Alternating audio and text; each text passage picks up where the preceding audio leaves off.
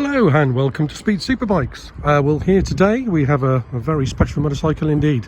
This is a 1976 Suzuki GT750 or Kettle if you prefer, or if you're in the States, Vattenbuffeln. Obviously being one of the world's first Japanese liquid cooled motorcycles, and obviously being a triple as well, so very, very smooth for a two-stroke, and obviously one of the first of its type. So real classic nowadays, really collectible. This bike is a UK bike, so registered in the UK in 1976. Obviously the bike has been through a restoration. Looking back through the history, we do have quite a few receipts for the bike for the work that's been done. Looks like we have the last old MOT, which was done back in 2003, I believe, and then obviously there was a gap, and I think then it was re-MOT'd in 2014, when I believe all the work was done on the bike. So gap there. Well, obviously the bike was off the road and then put back on the road, and we've got receipts for around about 2013, 2014. So as I say, this is a 1976, just over 46,000 miles. Going back through the MOTs, that would seem to be no reason to doubt that. All the MOTs would seem to back that up as far as the mileage goes. Yeah, so obviously work has been done on the bike, but then it's just been in a collection and ridden since then. So I'll sort of start with the heart of the bike, obviously. So the two-stroke triple liquid cooled motor there, obviously carburetted. So that's why the bike has got its reputation. They call it the Kettle, because obviously the liquid cooling as a very early version of a liquid cooled two-stroke from Japan. Yeah, now a lot of the bike is original. Again, very difficult to tell, because obviously when anyone restores a bike, they use as much of the original bike as they can, but obviously replacement parts will have been used. But I say, as far as we can see, most of the bike is original. Obviously it has been painted, and the paintwork is all very good. So obviously professional paint job on the bike.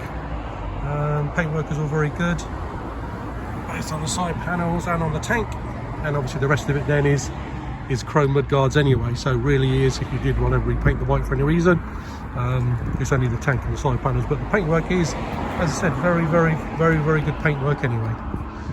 So if I start from the front of the bike, obviously start with the clocks initially. So obviously you've got your twin clocks, rev counter, speedo, temperature gauge, neutral light, gear position indicator. Again, I think when it was in the showroom that did show one, but again, a bike at this age I can't guarantee that will be working.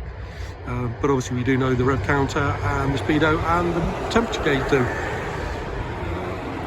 So again, started from the front of the bike, obviously chrome on the clocks. Seem original, same as the headlights. Indicators, they all seem original chrome on there. Front mudguard, again hard to tell whether that's original replacement. A little bit of rust coming through on the stay. Obviously calipers all the original, but obviously braided hose fitted. Rims, I would say they could be original, again because they don't look concours, but the chrome is still very good on them. Pipes, again I will have a look on the serial numbers, but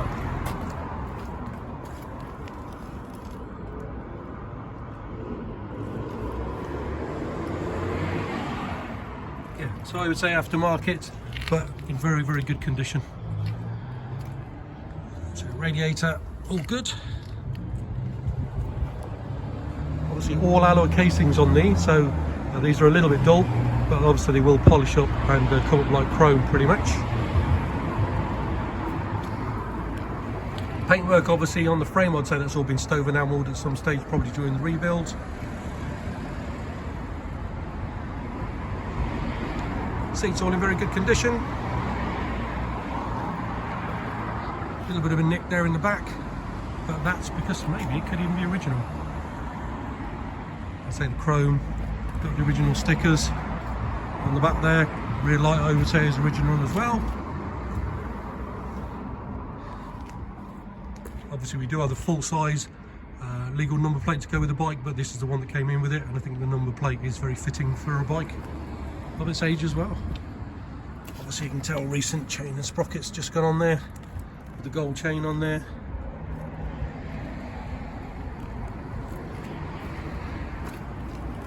Charger lead on the bike, obviously a must for any classic bike, because obviously they don't get used on a regular basis. so that'll always keep the battery nice and charged up.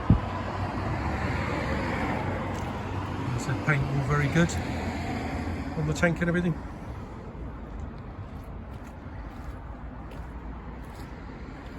Obviously kickstart in an emergency, but the nice thing about these is electric start.